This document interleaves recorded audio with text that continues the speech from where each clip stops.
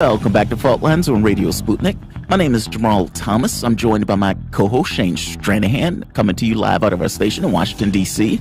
If you guys live in the area, you can catch us on radio at 105.5 FM and 1390 AM. We are also in Kansas City at 102.9 FM and 104.7 FM. If you guys are digging what Shane and I are putting down, whatever platform you're consuming this content on, give us a like and share that audio or video. If you want to join in on the conversation, you can send us a chat, a tweet, and of course, you can reach us by phone at 202-521-1320. Your engagement helps make the show what it is, so definitely don't be shy. Pet peeve. Elizabeth Warren, the woman who was taken down by billions of snake emojis. Elizabeth Warren is a pet peeve for me. She's a trigger point for me.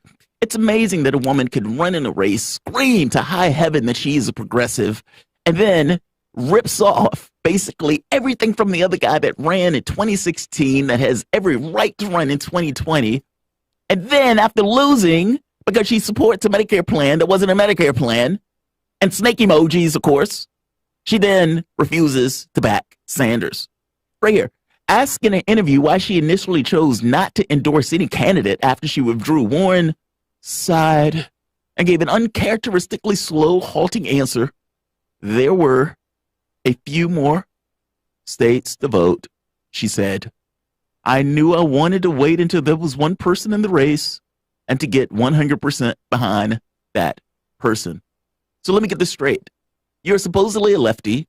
You're supposedly progressive. You basically rip off everything that's Sanders with the not really Sanders. And yet, at the end of that process, in fact, Warren started off that process being entirely against super PACs. I am against super PACs. My name is Elizabeth Warren. And then takes $14 million in a super PAC after that, saying that the penises of the men involved allowed this to be okay because she's the only one that, meaning if the guys are going to do it, the women are going to do it. And it's like, but Sanders didn't have a super PAC, so what are you talking about? You've just repudiated everything that you've believed in, and not just everything that you've believed in, everything that those people supported, in order for you to stay in the race just enough time to put a knife in Sanders. Yes, I am burned up about this because there are a lot of people that voted for Warren that believed they were getting Sanders and were conned. There's a question that come up about why did Sanders lose in this race? And this has to do with her book called Persist that is out now if you want to buy it. To have a conversation about Warren in the last race in the primary, we're joined with Caleb Maupin. Caleb Maupin is a speaker, writer, journalist, political analyst, and author. His new book, Kamala Harris and the Future of America, an essay in 3 parts, examines the life of Kamala Harris and puts her rise to prominence in the context of changing U.S. political discourse and geopolitical stage. Caleb, thank you for joining us, man. I appreciate you joining us on this. Thank you. Glad to be here. So, outside of the snake emojis, why did Warren lose? Because she doesn't seem to know. Well, look, Elizabeth Warren, her whole background, her rise to prominence was in the Obama administration. She was a regulator. She was seen as somebody who kind of rode the wave of kind of anti-corporate and anti-big bank sentiments that came after the financial crisis. But yet, as she rose to prominence, we also learned that she's very much a person who has a record of, activities that make her less likable the more you get to know her. There's the infamous Pocahontas label given to her by Donald Trump. That she apparently went to Harvard on the basis of being Native American, despite the fact that, that she, clearly doesn't appear to have very strong Native American credentials. You can talk about the fact that, even though she talks a very, very progressive game when it comes to corporations, that she seems a little bit, kind of, populist in that sense. She does have a record, you talk about selling out the Sanders campaign, you talk about foreign policy. She is a very, very vehement supporter of Israel, and very, very hostile to anyone who is at all critical of Israel. You could talk about some of the statements she's made about wars around the world, and that, she may have gotten up at the Democratic National Convention in 2012 and screamed that corporations are not people. But at the end of the day, she's not really associated with a very progressive agenda. Like you said, when it came to health care, when it came to Bernie Sanders, she may have echoed some of Bernie Sanders' rhetoric, but in terms of actually what she advocates, she's very much Hillary Clinton light. Well, not just Hillary Clinton light. I mean, Clinton and Warren had a secret deal. I mean, it was many of the women, I think it was back in 2013 that they signed. So when Sanders came to ask her to run, well, the deal was already in that she was going to back Hillary Clinton. They even have reporting talking about Warren, or Clinton was worried because they thought that Warren was going to want more out of her because of it. I mean, the relationship between Warren and Clinton go back like 2013, and there's no reason to believe that their relationship ended in 2020. Now, that's the catch for me. I don't believe for a moment their relationship ended. I mean, if you think of Bill Clinton was famous for basically saying, don't let Bernie Sanders take the party.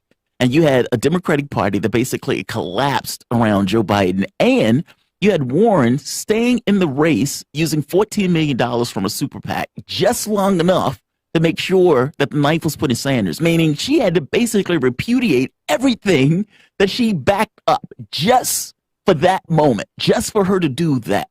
And so when I look at this, I think to myself, if all the other Democrats were already on board, if you had a situation where she already had a relationship with Clinton, is it possible that the fix was in?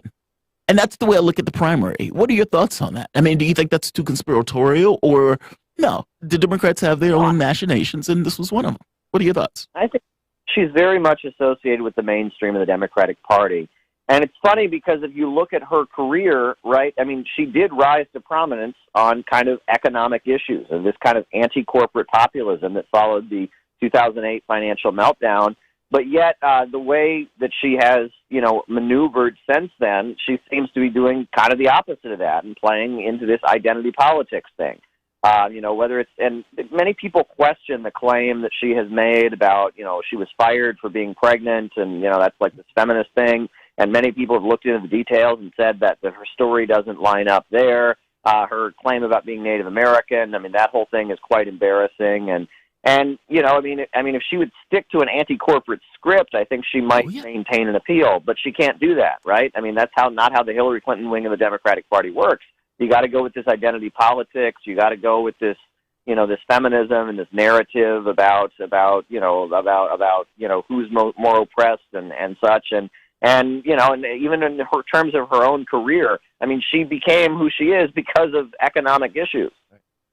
Yes, 100%. I'm going to pivot here pretty radically, Caleb.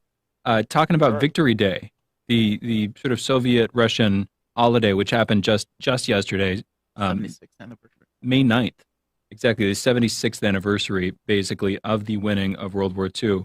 I know you're based in New York, but how do you see this being covered? How do you think it's been received in Russia?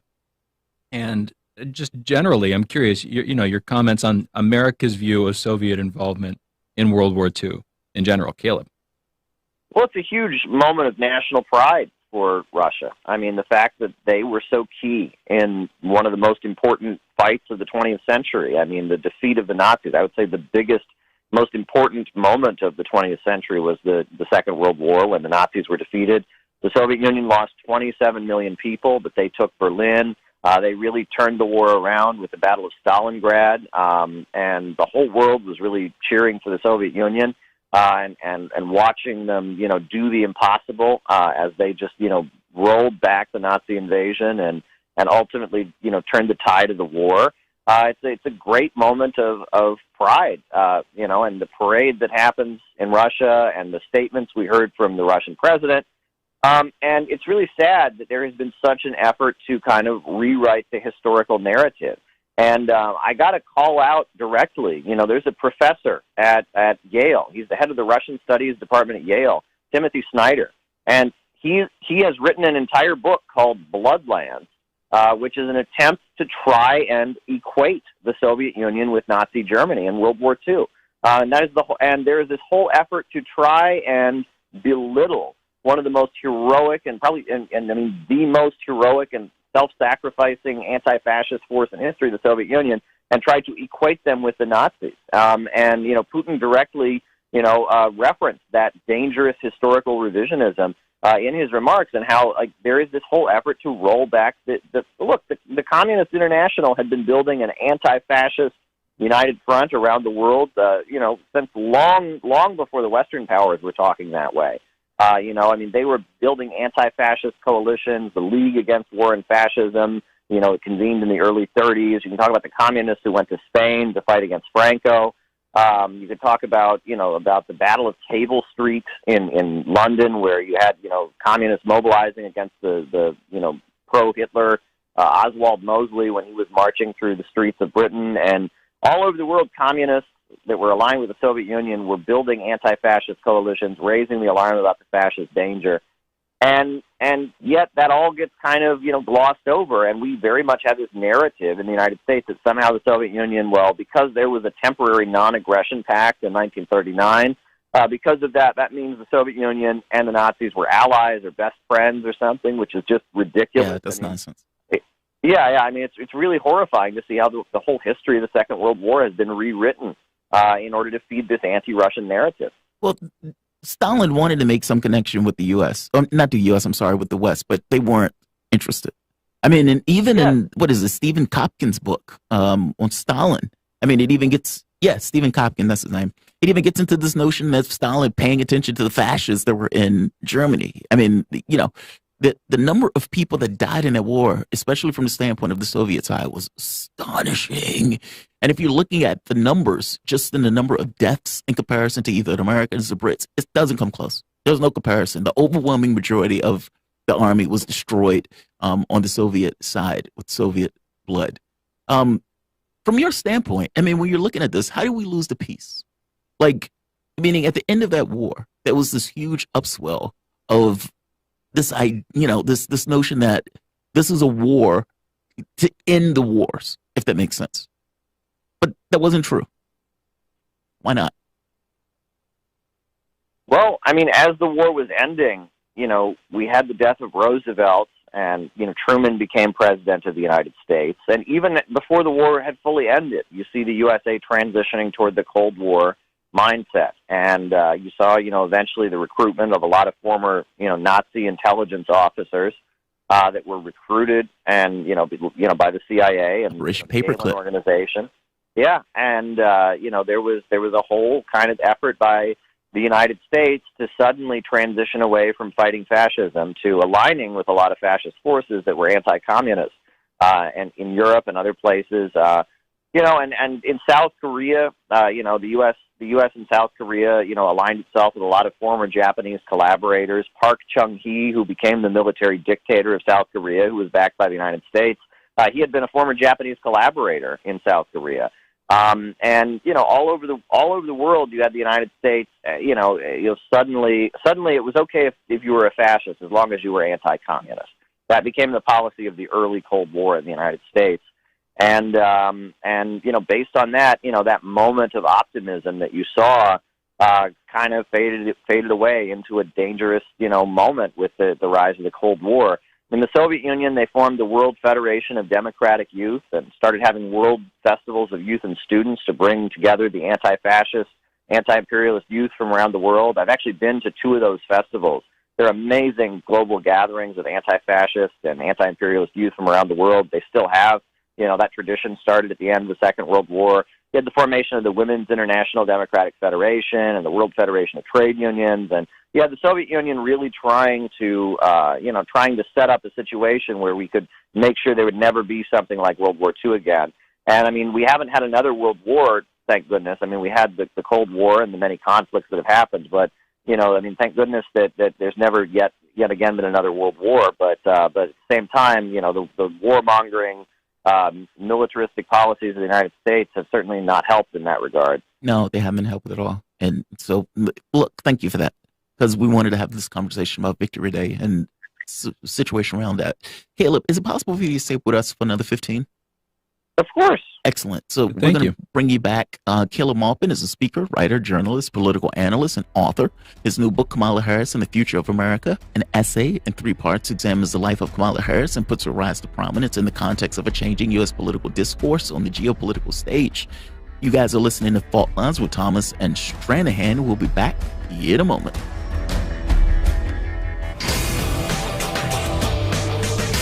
lines. Tough questions are the most powerful weapon we have. As long as you have questions, we'll keep asking.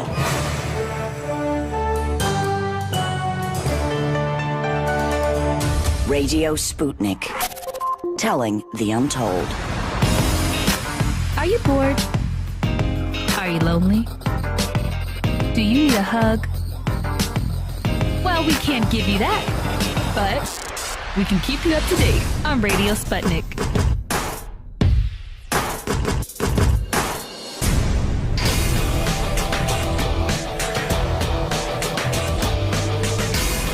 Fault Lines.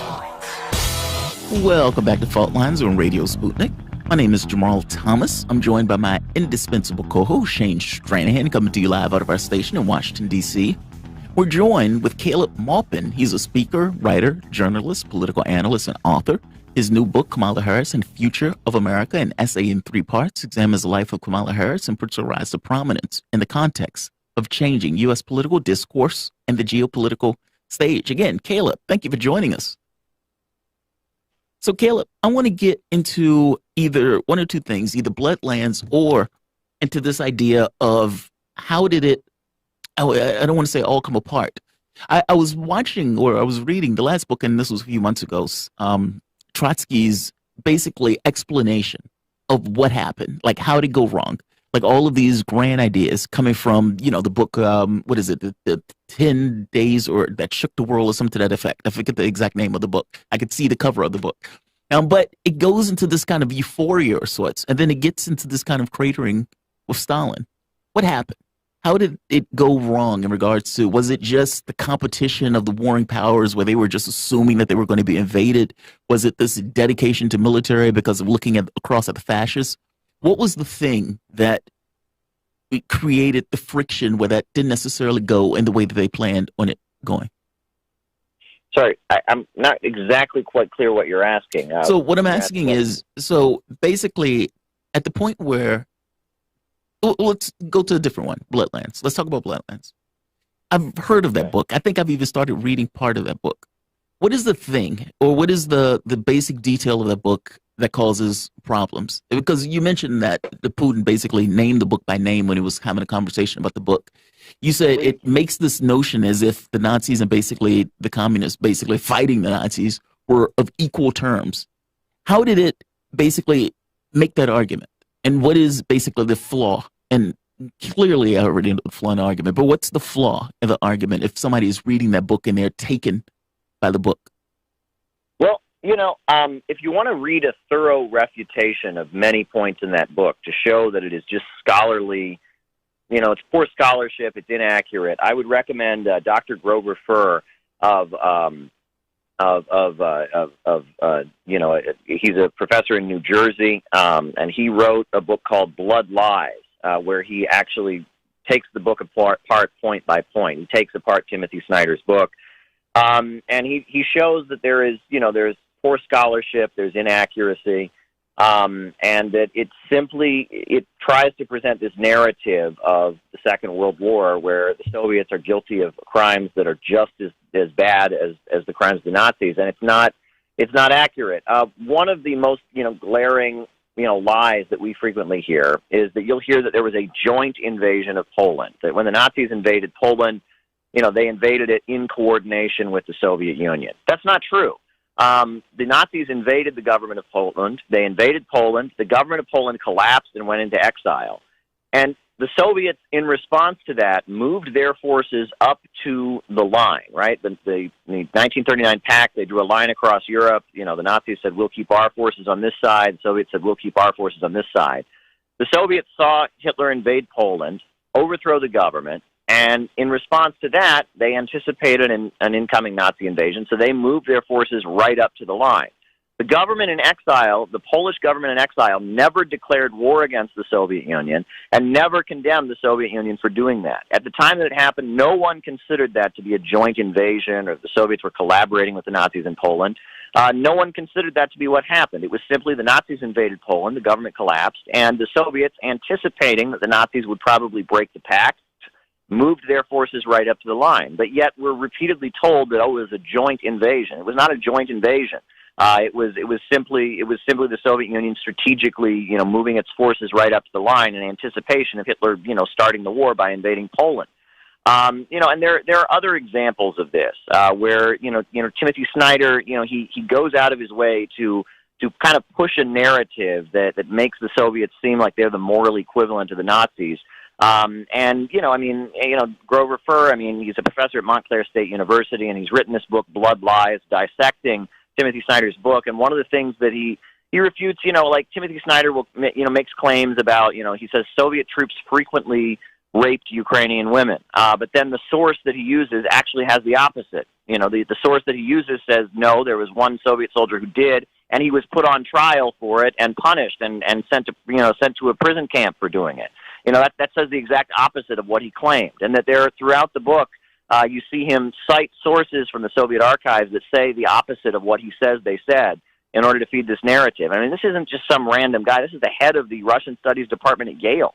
This is one of the prominent voices, and he was kind of, he was made into kind of one of the leading, experts on tyranny and such during the early years of Trump, and it's rather disturbing to see this man who is an anti-Russian fanatic who, is basically, Bloodlands, the book, it reads almost like an apology for the Nazis. It's like, well, sure, the Nazis were bad, but they weren't as bad as those Russians and those communists, and that this is being promoted in the mainstream.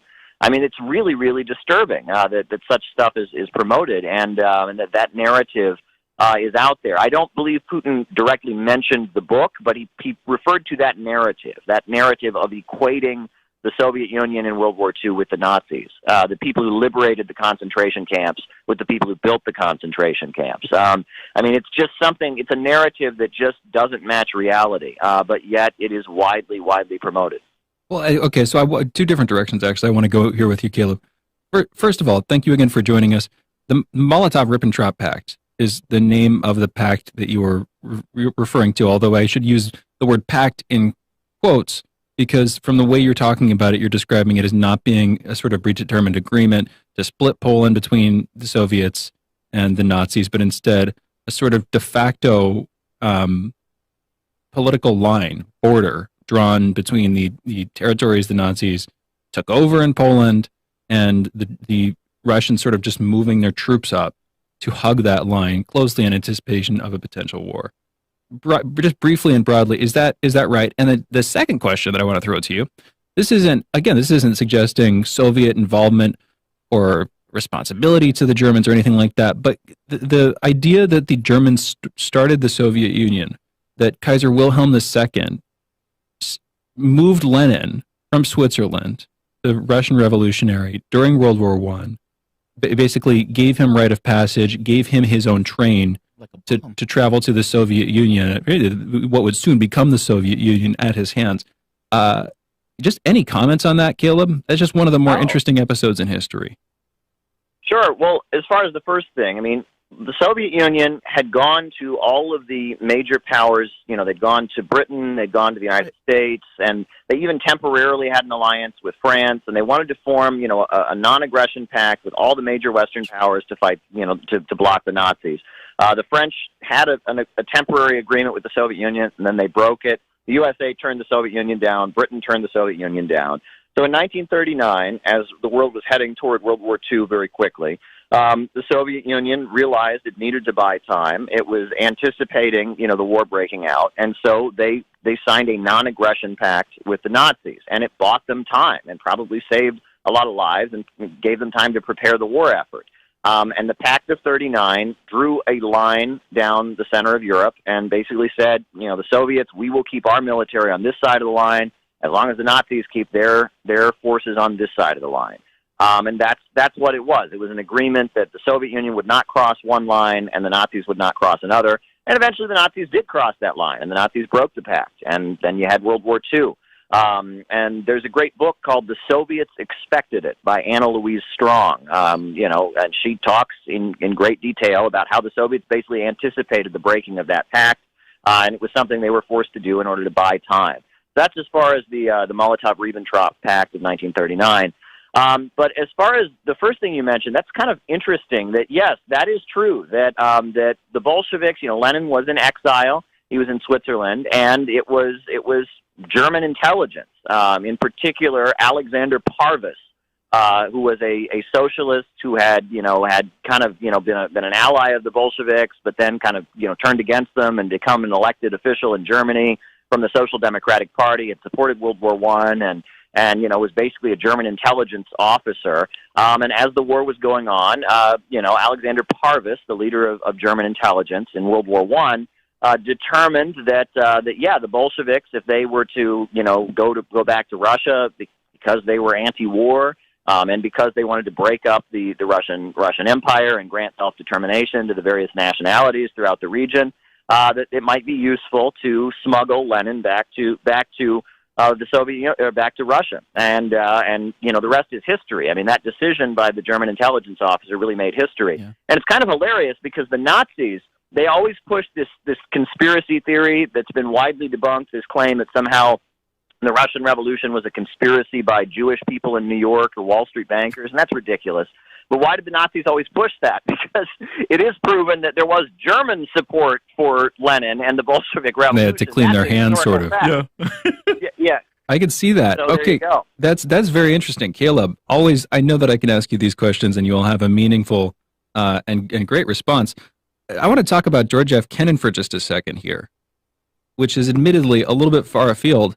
But he is the man in the United States who writes the long telegram, and then this article, I believe, attributed to X, which it later comes out as George F. Kennan, giving a couple of different modifications, a couple responses from the United States to the rise of the Soviet Union. And it's one guy who has influence, in various presidential administrations. Can you just talk for a minute about what George F. Kennan said in the long telegram? How accurate or inaccurate some of his comments were, in your opinion, and how did this affect modern U.S. politics? I hope I'm not hitting you with too much here, Caleb, especially after I just talked you up. We didn't notify you of this story in advance, but in 2 minutes, exactly, like Jamal was saying, in 2 minutes, what are your thoughts, Caleb? Well, look, the way the Soviet Union was viewed by the United States, it was always viewed with hostility. And, the FBI itself originated in response to fear of the Soviet Union. After the Soviet Union emerged, there was this, in 1919, there was this, congressional librarian. I mean, he was a librarian who worked at the Library of Congress. His name was J. Edgar Hoover. But, barely anybody knew anything about communism, and he was in Washington, D.C., and he started giving these fiery lectures about how scary the communists were. And based on that, they gave him his own wing of the Department of Justice, the Bureau of Investigation. It became the FBI in response to basically just fear of communism. Are you serious? Is that how... Are you serious? I did not know that. So J. Edgar Hoover got started... he was... Say that again. I'm sorry. A librarian? He started off as a librarian? Yeah, he was a congressional librarian who lived with his mother and was kind of socially awkward. And when the Russian Revolution happened, in the aftermath of the Russian Revolution, he gave lectures to members of Congress and others about what communism was and why communism was very, very scary. And based on those lectures and based on his becoming the big expert on the danger of communism, the Justice Department created a wing called the Bureau of Investigation, the BOI, which eventually became the FBI. That's at where the FBI 24 years old, and the bit about the mother I've heard about before, but at 24 years old, he became the head of the Bureau of Investigation. Again, not the Federal Bureau of Investigation. Their new General Intelligence Division, also known as the Radical Division, responding to, the threat of radicalism politically at home. And then, like you're saying, rose to the head of the Bureau of Investigation, and then was involved in the founding of the FBI, of course, and a pivotal player there for many years. Caleb, we got to bring you back on at some other time to talk about this more, and just in general, understanding that era of history. We actually don't do enough to get into it because that is pivotal. The 40s, the 50s, the 60s, the sort of fulcrum of the 20th century as the major power players, not just in the United States, but literally globally. Some are receding. The United States is advancing to the forefront. A lot of the ideas that still govern Washington were set in place during that period. We got to come back to you some other time to get back into the conversation. Anyway, we're out of time here. Caleb, thank you for joining us this morning. Sure thing. Thank you. For those listening, that was Caleb Maupin, speaker, writer, journalist, political analyst, and author. His new book, Kamala Harris and the Future of America, an essay in 3 parts, examines the life of Kamala Harris and puts her rise to prominence in the context of changing U.S. political discourse and the geopolitical stage. And you are listening to Fault Lines with Thomas and Stranahan. We're going into a break. We'll be back in a minute taking your calls, 202-521-1320. Be right back.